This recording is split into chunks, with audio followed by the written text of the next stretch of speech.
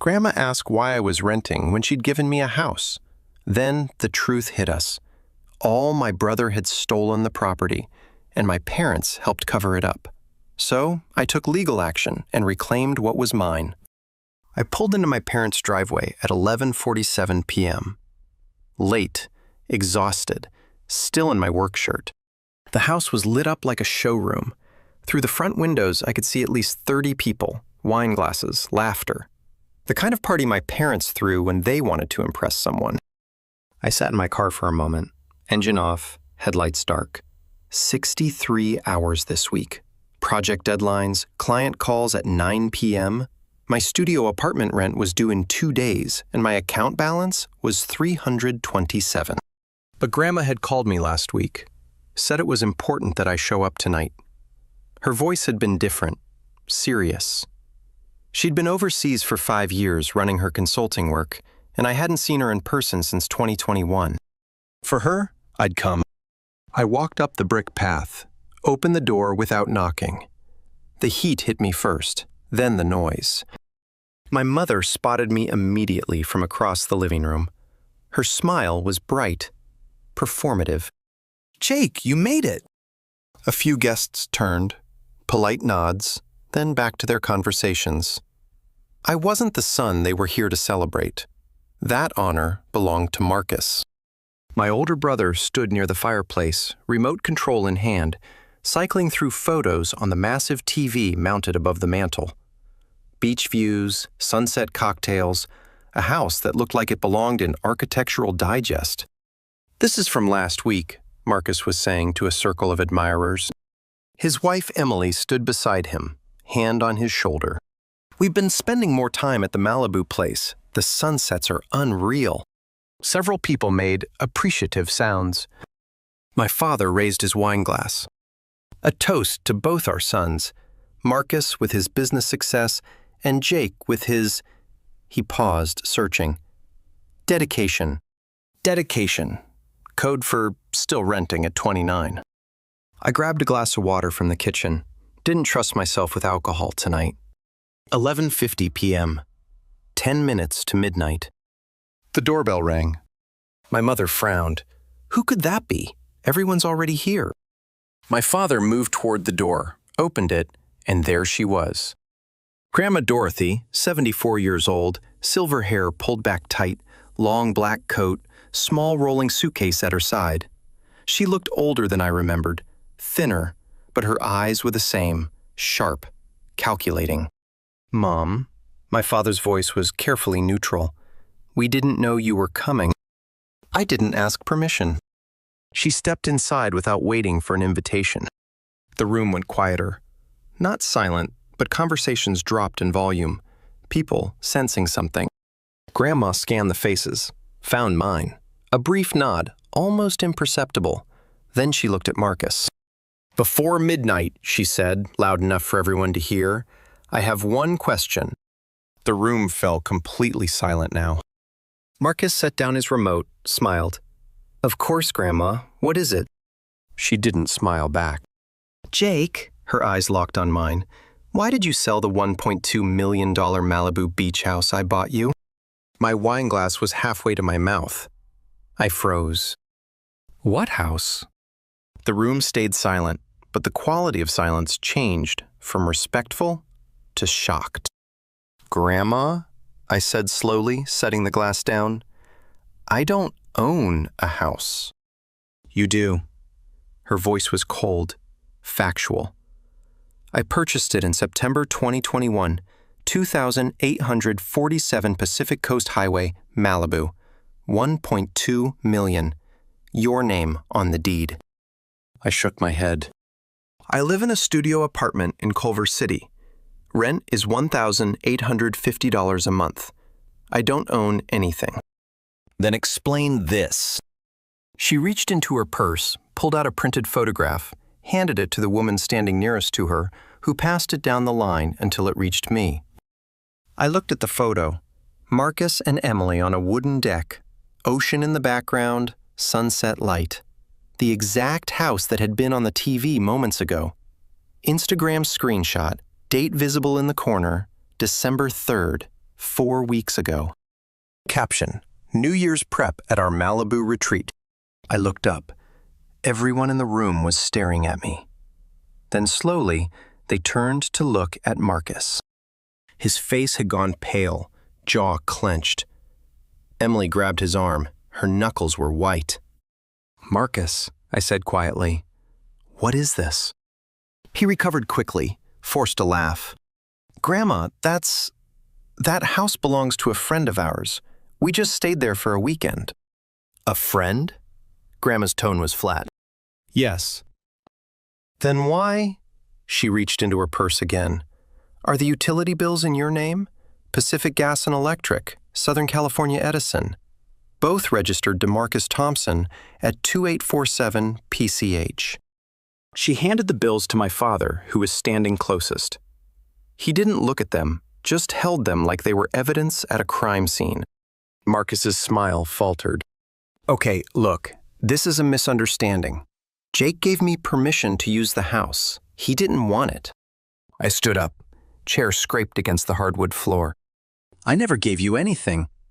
My voice was louder than I intended. "I didn't even know the house existed until 2 minutes ago." "Jake, when did I give you permission, Marcus? What date? What conversation?" He opened his mouth, closed it. My father stepped forward. "Mom, I think you're confused. You bought that house for the family, not specifically for Jake." "Is that so?" Grandma turned to him. Not a question, a statement. My mother joined in, her voice soft, placating. "Jake was going through a difficult time back then. He wasn't stable enough to own property." I turned sharply to face her. "Wasn't stable? What are you talking about?" "Sweetheart, you had issues." She looked at the guests, embarrassed. "We made decisions in your best interest." "What issues?" My hands were trembling now. "Name one." Silence. My father and mother exchanged a glance. Some silent communication. "We can discuss this privately," my father said. "No," Grandma's voice cut through the room like a blade. "We discuss it now." She checked her watch. 11:56 p.m. "He should be here by now." "Who?" Marcus asked. The doorbell rang again. My father didn't move, too stunned. I walked to the door, opened it. A man in his 60s stood on the porch, gray suit, snowflakes melting on his shoulders, black briefcase in hand. "Mrs. Hanson," he said, looking past me into the house. "Apologies for the delay. Traffic on the 405. "Mr. Peterson, please come in." The man entered. He had the demeanor of someone who'd done this before. Calm, professional, an attorney. Marcus stood abruptly. "I need to use the bathroom." "Sit down, Marcus." Grandma's voice wasn't loud, but it carried weight, authority. Marcus sat. Everyone in the room was frozen now. Guests pressed against the walls, holding wine glasses they'd forgotten to drink. Attorney Peterson set his briefcase on the dining table, opened it, pulled out a manila folder thick with documents. "Let's start with the basics." He spread papers across the table. "This is the property deed for 2847 Pacific Coast Highway, Malibu, California. Purchased September 14th, 2021. Purchase price, $1.2 million. Owner of record, Jacob Michael Harrison." He pointed to my name on the document. "That's Jake," Peterson continued. "Not Marcus, not the family, Jake." I stepped closer, looked at the deed. My name was there in legal print. I'd never seen this document before in my life. Peterson pulled out another sheet. "This is a transfer of deed dated March 22nd, 2022. It claims Jake Harrison gifted the property to Marcus Thompson." He slid it toward me. There was a signature at the bottom. Jake Harrison in flowing script. I picked up the paper, stared at the signature. "That's not my handwriting," I said. "Correct." Peterson opened another folder. "We conducted forensic analysis of this signature, compared it to known samples of both your handwriting and Marcus's.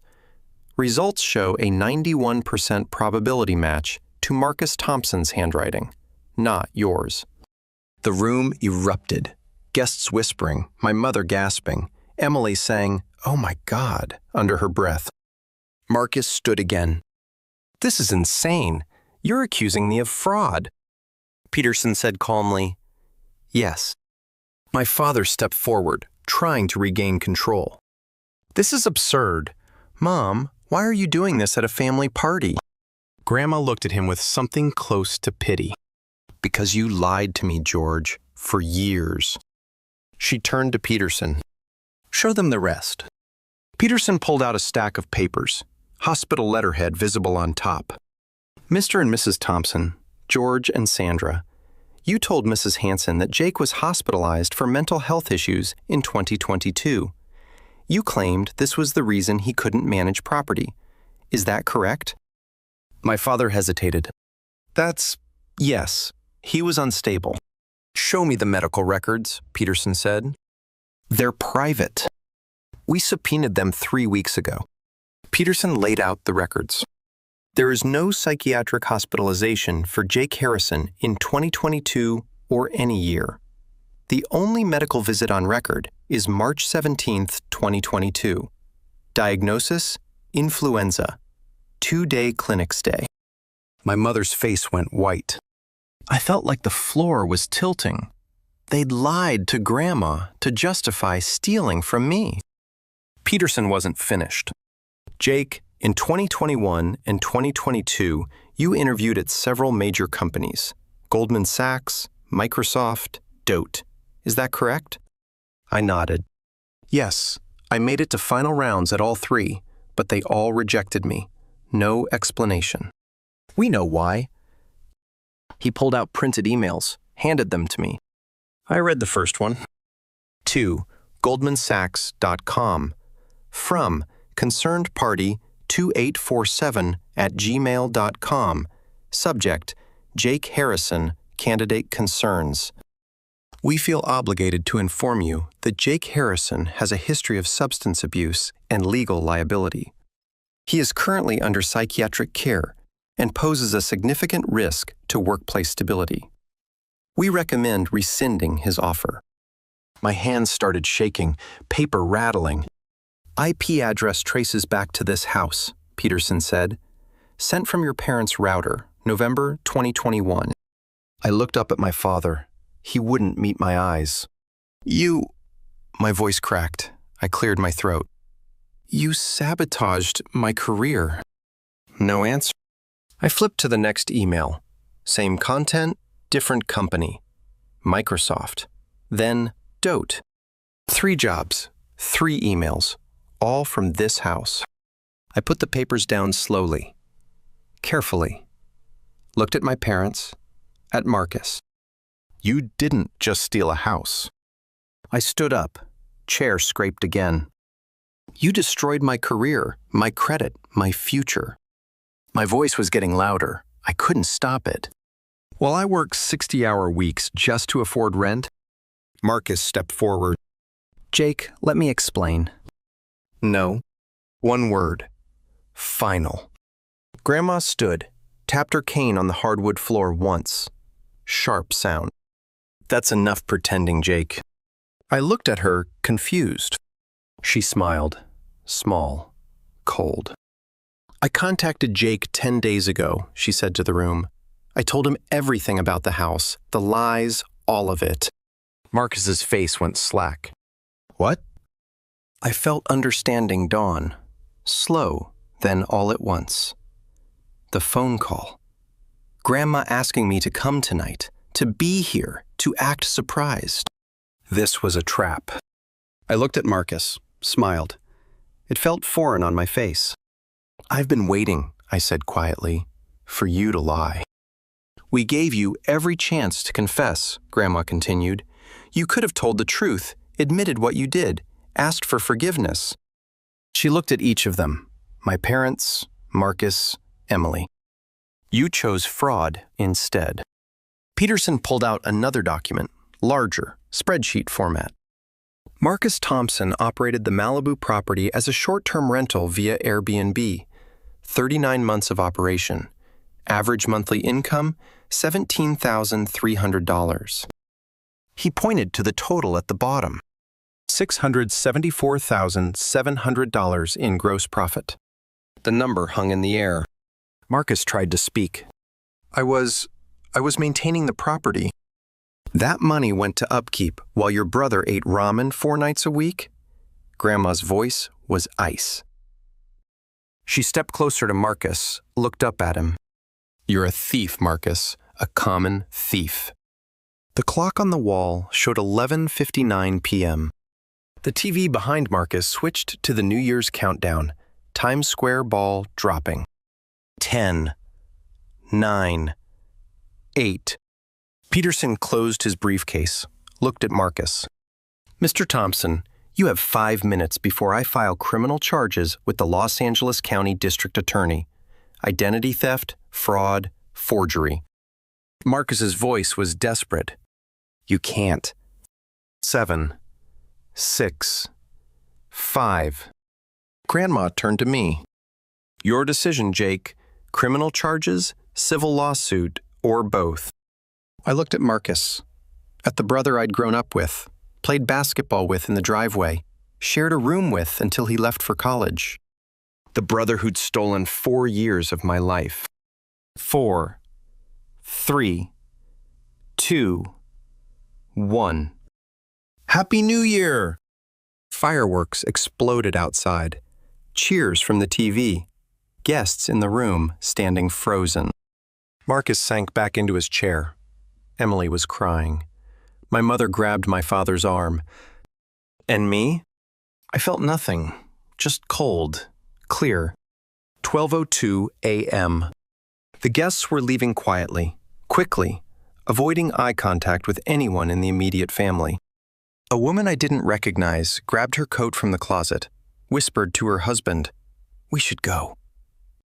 They were out the door in 30 seconds. Marcus stood by the fireplace, Emily beside him. His face was still pale but recovering, calculating. "Get our coats," he said to Emily, low voice. "We're leaving." Emily moved toward the closet. "Mr. Thompson." Attorney Peterson's voice stopped her mid-step. "You're not going anywhere." Marcus turned. "Excuse me?" Peterson pulled a document from his briefcase. Blue legal backing, official seal. Restraining order. Issued this morning by Los Angeles County Superior Court. You are barred from entering or approaching 2847 Pacific Coast Highway, effective immediately. He handed it to Marcus. Marcus stared at it. Based on what? You can't just... Identity theft, fraud, forgery of legal documents. Peterson's tone was conversational, like he was reading a grocery list. Shall I continue? Marcus crumpled the paper in his fist. This is insane. My father stepped forward, voice rising. You promised this was legal, Marcus. You said Jake signed off on everything. Marcus whipped around. You told me Jake wouldn't care. You said he'd never find out. We said manage the property. My mother's voice was shrill now. Not forge documents, not commit fraud. They were shouting at each other now, not at me. I stood against the wall, arms crossed, watching. Grandma moved closer, whispered near my ear. Never interrupt your enemies when they're destroying each other. I almost smiled. My father jabbed a finger at Marcus. You put this entire family at risk. I put us at risk? Marcus laughed, sharp, bitter. Who sent those emails to Jake's employers? Who told me to transfer the deed? You did, Dad. My mother covered her face with her hands. The last few guests slipped out the door. Peterson waited until the shouting subsided. Then he opened another folder. Jake, when was the last time you checked your credit report? I looked at him. I don't know. A year ago? Maybe longer? Why not recently? I shrugged. I trusted my credit was fine. I pay my bills on time. Not according to this. He handed me a printed report. TransUnion official letterhead. I scanned the page. Credit score, 410. My hands went cold. That's That's not possible. I don't have any debt except student loans, and those are in good standing. Peterson flipped to the next page. Business loan, First National Bank, $87,000, opened April 2022.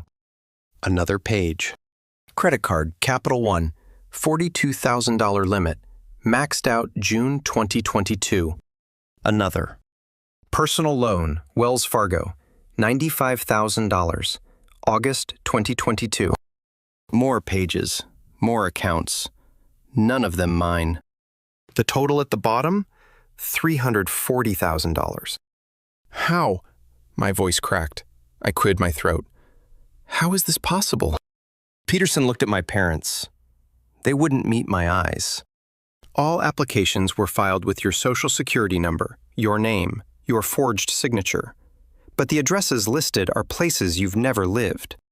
He pulled out more documents, account statements. Here's where the money went. He laid them out in a row on the dining table. $180,000 transferred to George and Sandra Thompson's mortgage account. Without this, they would have lost their home in foreclosure. I looked at my parents. My father's jaw was clenched. My mother was crying silently. $95,000 to Marcus Thompson, listed as business investments. No records of an actual business. Marcus stared at the floor. $65,000 to cover medical bills for Sandra Thompson. Procedures not covered by insurance. My voice was shaking now. I couldn't control it. You bankrupted me to save yourselves. My mother reached toward me. Jake, sweetheart, we were desperate. Don't. I stepped back. Don't call me that. Grandma moved to the center of the room. She looked smaller than usual, older, but her voice was steady. I have something to say. She reached into her purse, pulled out a folded document, blue backing, legal size. This is my will, revised and executed last Thursday. My father's head snapped up. Mom, what are you? George, Sandra, Marcus. She looked at each of them. You are removed completely. All inheritance rights revoked. Silence. My estate, $3.8 million in liquid assets, property in Oregon, investments, all of it goes solely to Jake. My mother's sob was loud in the quiet room. Mom, please, we're your family. You were my family. Grandma's voice was cold, final. You stopped being family when you committed felonies against your own son. She handed the will to Peterson. He placed it in his briefcase. My mother sank into a chair, shoulders shaking. My father just stood there, face gray. I checked my phone. 12:47 a.m. Marcus was moving, subtle, toward the front door. Coat closet 3 feet away. Keys probably in his pocket. Mr. Peterson, the attorney said quietly. Not to me, to someone else. Are they here? The front door opened. 2 uniformed officers stepped inside, LAPD patches on their shoulders, hands near their belts. Marcus froze, 1 foot toward the closet, 1 hand reaching. The taller officer looked at a notepad. Marcus Thompson? Marcus didn't respond for 3 seconds, then quietly. Yes. You're under arrest for identity theft and fraud. Emily screamed. This is insane. You can't just... The officer was already moving, pulling cuffs from his belt. Turn around, sir. Marcus looked at me. Direct eye contact. You're really doing this? I held his gaze. You did this. I'm just finishing it. The officer turned Marcus around, pulled his arms behind his back. The sound of handcuffs clicking was loud. You have the right to remain silent. Anything you say can and will be used against you in a court of law. Emily was crying now, loud, gasping sobs. Marcus was led toward the door. He twisted back, trying to look at me. Jake, please. The officer kept him moving, out the door, into the cold night.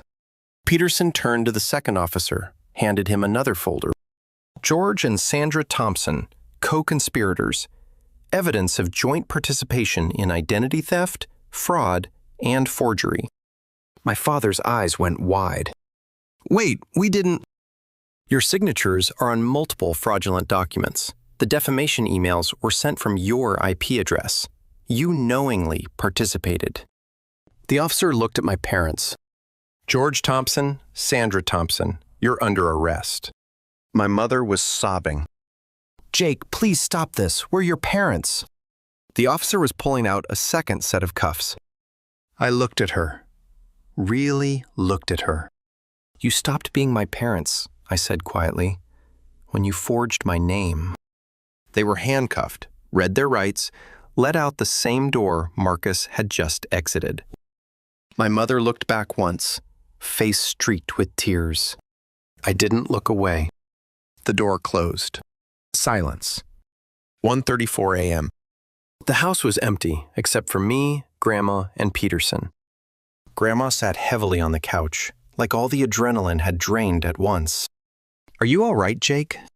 I sat next to her, felt the weight of the last 2 hours. I don't know yet. She took my hand. Hers was warm, thin skin, knuckles prominent. You will be. We sat in silence, sirens fading in the distance. After a moment, I squeezed her hand. Thank you for coming back. I should have come back sooner. Peterson was at the dining table, tablet out, scrolling through something. Jake, there's something else. I looked up, exhausted. What now? Forensic accountant report just came through. They've been working overnight. He turned the tablet toward me. Bank statement, Cayman Islands Bank logo. Account holder, Marcus Thompson. Balance, $430,000. What is this? Offshore account. Marcus transferred money incrementally over the last 3 years. Airbnb income that was never reported. I stared at the number. He was hiding it. More than that, Peterson scrolled down. He was preparing to disappear. Had applications for residency in 3 countries, Costa Rica, Panama, Portugal. My chest felt tight. He was going to run. Yes. Grandma leaned forward. Can we seize it? Already filed the motion, but there's something else. Peterson pulled up another document. This account was never declared to the IRS. That's a federal crime, tax evasion. How much trouble is that? 5 additional years minimum, plus penalties. Could be $800,000 or more in fines. I sat back, processed. He's buried completely. My phone buzzed. 2:15 a.m. Text message. Unknown number, but I recognized it. Emily's cell. Jake, I didn't know. Marcus lied to me too. Can we talk, please? Grandma leaned over. Read it. She's trying to save herself. Should I respond?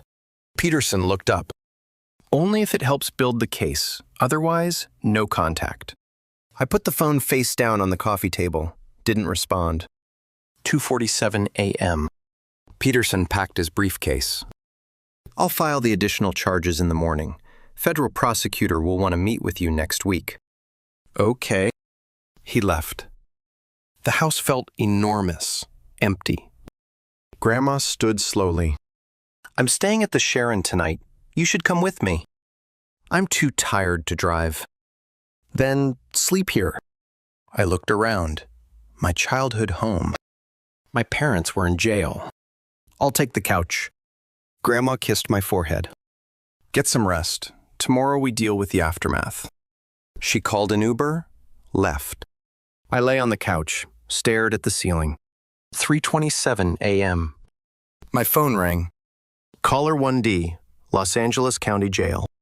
I stared at it for 4 rings, then answered. Jake.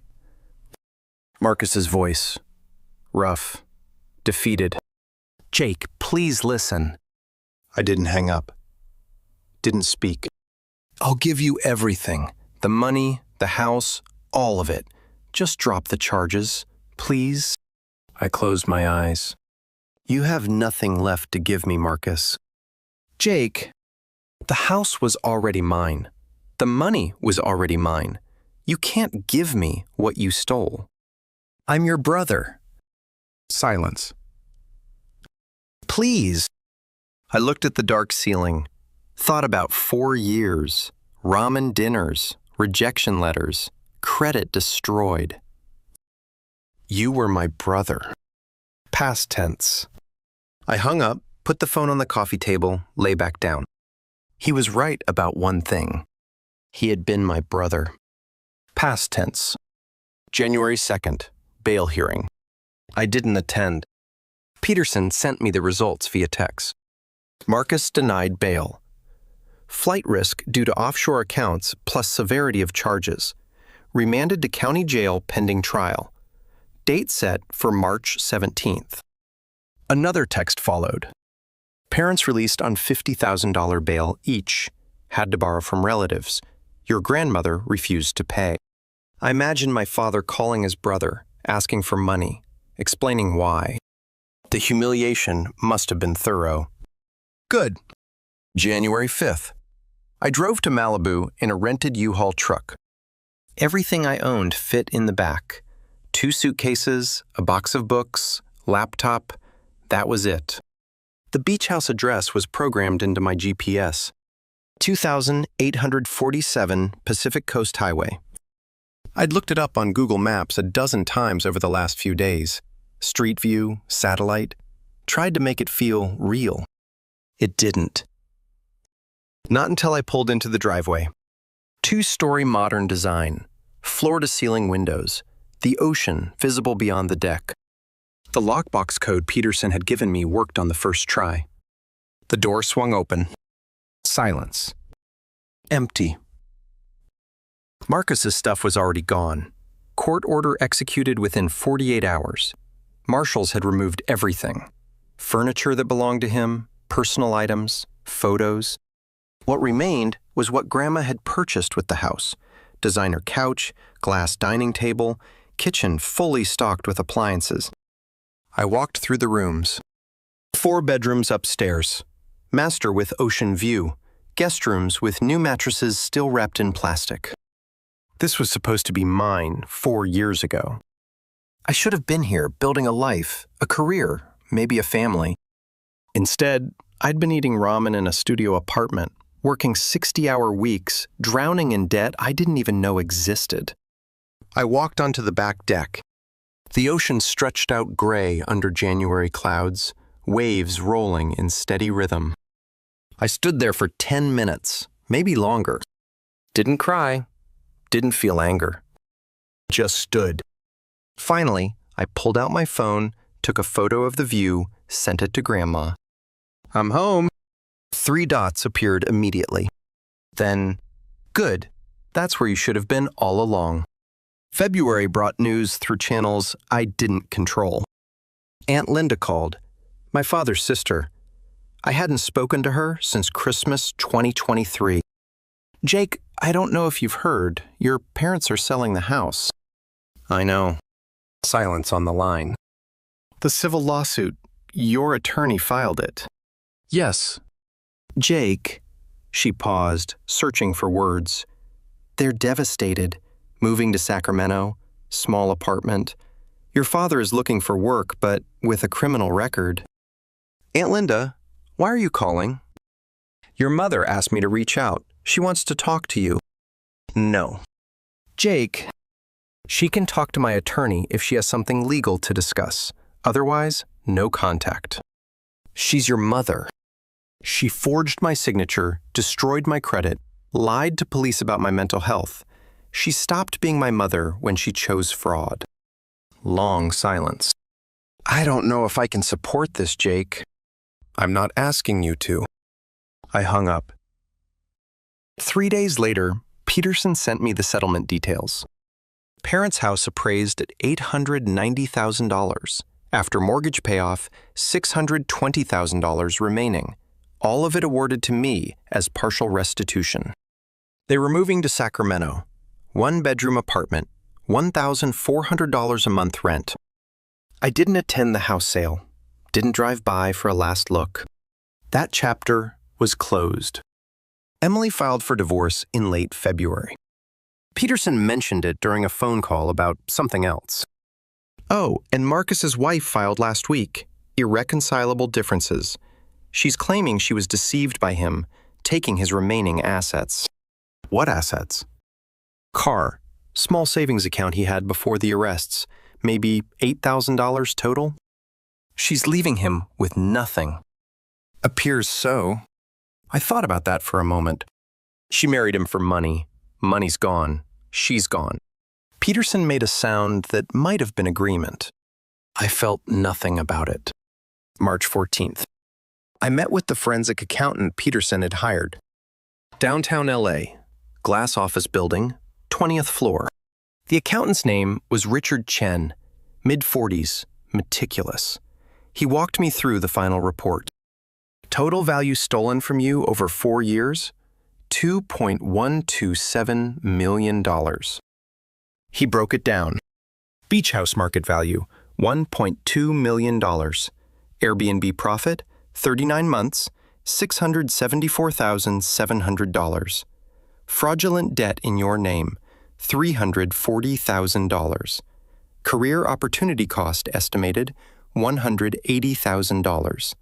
Credit damage and legal fees, $132,300. Criminal restitution ordered by the court, $2.1 million. Will I ever see that money? Chen leaned back. Marcus will be paying for the rest of his life. Garnished wages once he's released. Seized assets, tax refunds, everything. If he ever gets out. Yes, if. I signed the paperwork, left the office, took the elevator down 20 floors, walked out into afternoon sun. April brought small victories. Peterson's paralegal filed credit disputes with all 3 bureaus. The fraudulent accounts were removed one by one. TransUnion first, then Equifax, finally Experian. My credit score climbed.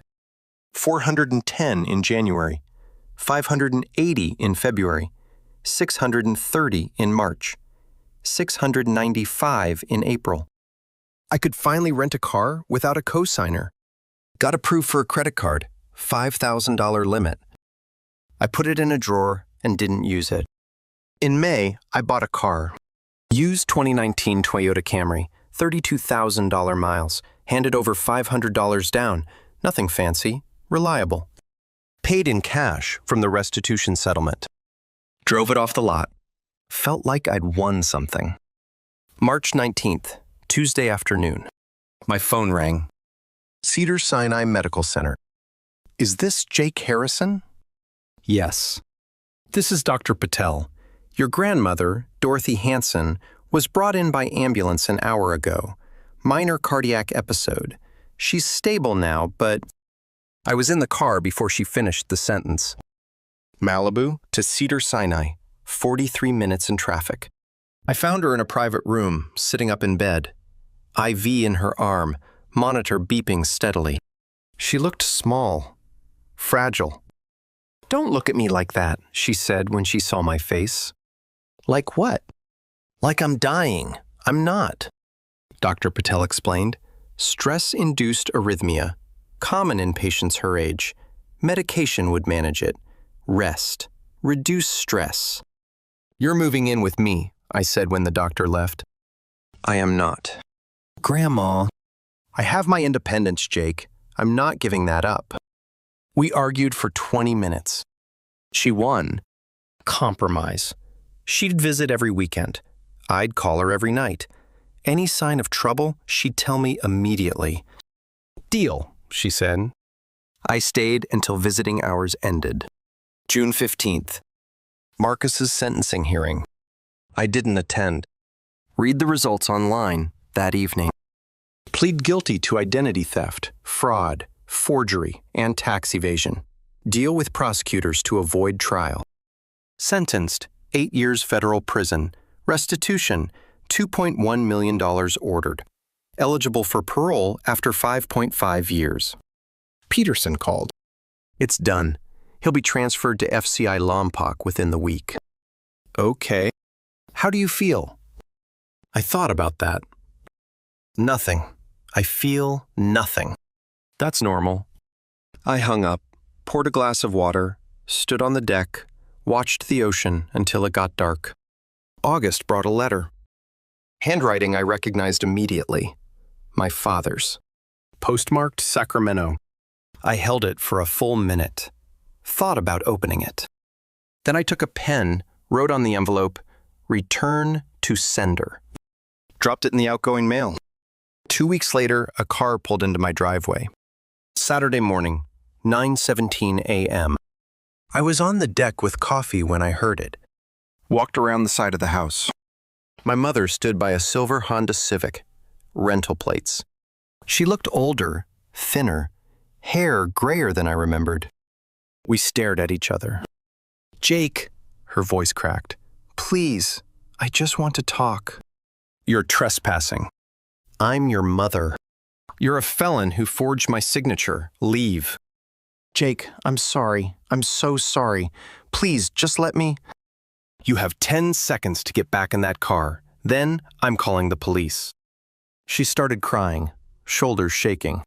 "Please, I've lost everything. Your father can't find work. We're barely surviving. I just want my son back." I pulled out my phone, opened the keypad. 10, 9, 8. She got back in the car, drove away. I watched until she turned onto PCH. Then I went back inside, finished my coffee, felt nothing. September. Extended family reunion in Orange County, annual Labor Day thing my father's side did every year. I wasn't invited. My cousin Jennifer called me the next day. "It was weird without you." "I'm sure. Half the family thinks you were too harsh, that they're still your parents and you should forgive them. And the other half think they're criminals who got what they deserved." I was quiet. "For what it's worth," Jennifer said, "I'm in the second group." "Thanks. Are you okay? Like, really okay?" "Yeah, I am." We talked for a few more minutes, then said goodbye. I didn't think about the reunion again. Their opinions didn't change the facts, didn't change what happened. I knew the truth. That was enough. October evening. I stood on the deck, glass of red wine, watching the sunset paint the sky orange and pink. Grandma was arriving in an hour for the weekend. I'd made reservations at a restaurant she liked, seafood place in Santa Monica. I thought about the last 10 months. I'd won a house, money, justice. But I'd lost parents, a brother, half my extended family. Holidays would be different now, smaller, quieter. Some wounds don't heal, they just scar. Was it worth it? I looked out at the ocean, waves rolling in, endless rhythm. Yes, every single consequence. Peace isn't free, but slavery to liars costs more. New Year's Eve, 2026. Exactly 1 year since everything changed. I stood on the deck of the beach house. Catered food spread across the outdoor table. String lights overhead. 6 people total. Grandma in the chair closest to the heater. 3 friends from college I'd reconnected with. Attorney Peterson and his wife. Small group. Chosen family. 11:50 p.m. 10 minutes to midnight. My friend David raised his champagne glass.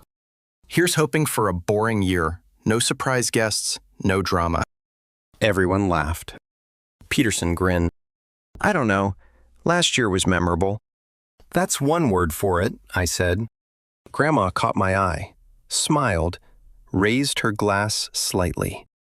We toasted, drank, talked. Normal. Peaceful. At 11:58, we moved to the deck railing, watched the ocean.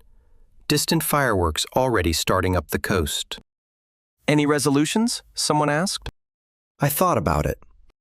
Keep doing what I'm doing. That's it. That's enough.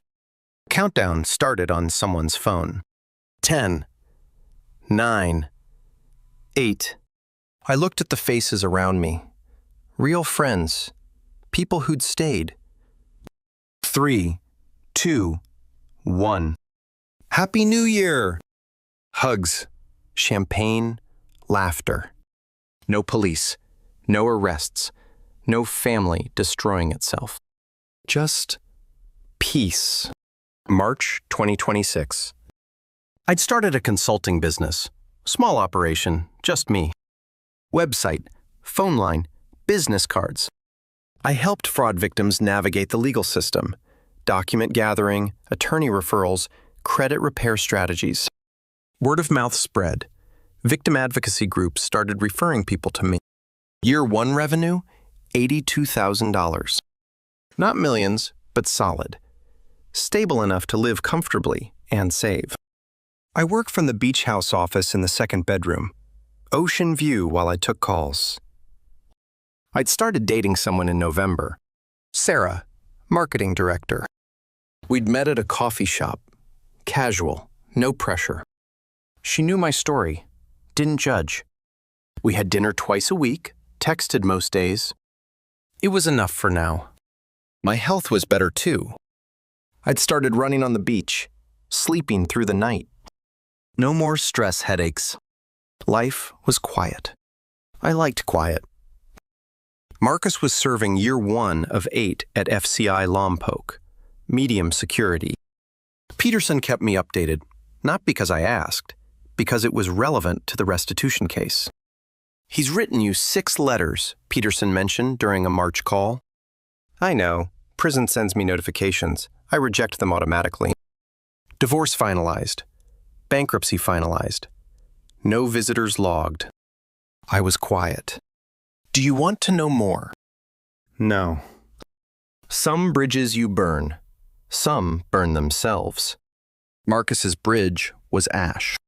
My parents were living in Sacramento, 1-bedroom apartment near the light rail. My father worked retail, Target, stocking shelves, night shift.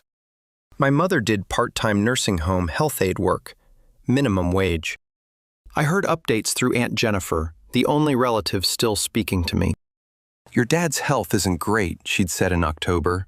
The stress, he looks 10 years older. Okay. That's it? Just okay? What do you want me to say, Jennifer? I don't know. Maybe that you care? I'd been quiet for a moment. I cared for 27 years. It didn't matter then. Why would it matter now? She'd sighed, hung up shortly after. They'd sent a Christmas card in December. My address written in my mother's handwriting. I held it for a minute, then threw it away unopened. Sometimes late at night, I wondered if I'd regret this when they pass. If I'd stand at their funeral someday, feel guilt. Then I'd remember the forged signatures, the destroyed career, the $340,000 debt. The doubt would fade. New Year's Day, 1:30 a.m. Everyone had left except Grandma. She sat on the deck, blanket over her lap, decaf tea in hand. I sat next to her, wine glass empty.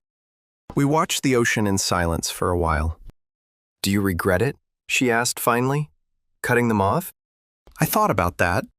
Sometimes I regret that it was necessary. Not that I did it. She nodded. That's wise. Waves crashed. Steady rhythm. Regret the situation, she continued, not your choice. Those are different things. Yeah. Your parents chose fraud. You chose freedom. Don't confuse the two. I looked at her, her face and profile, lined with age, sharp with intelligence. Thank you, I said, for coming back. For all of it. She patted my hand. You're my grandson. Real family protects each other. Not all family. No, not all. There were costs. I saw Marcus's kids sometimes on social media.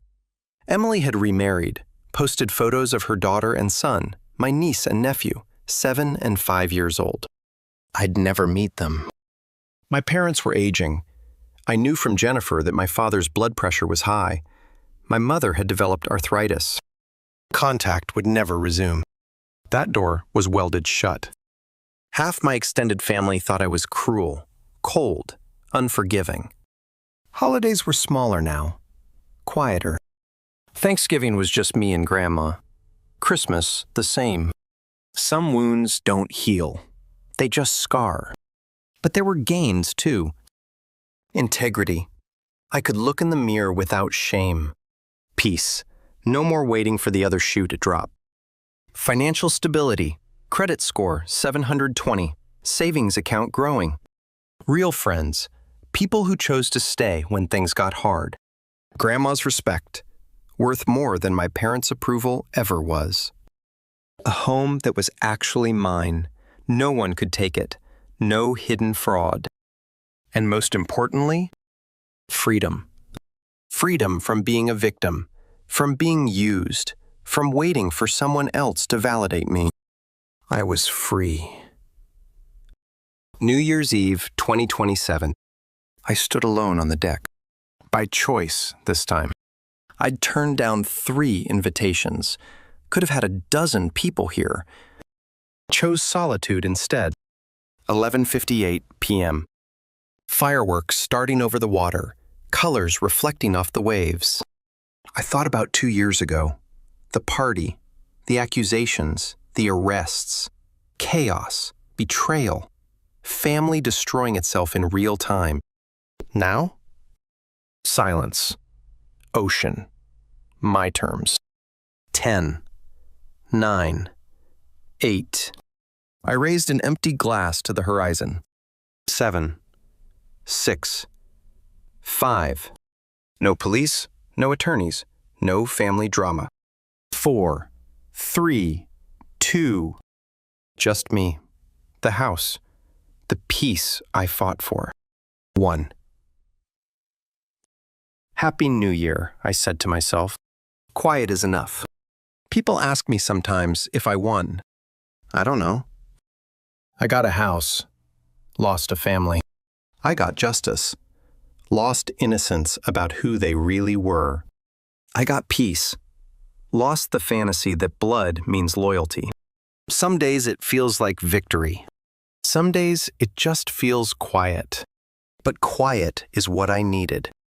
After 29 years of being used, manipulated, and stolen from, quiet is everything. I didn't win a war. I stopped fighting one I never should have been in. That's enough.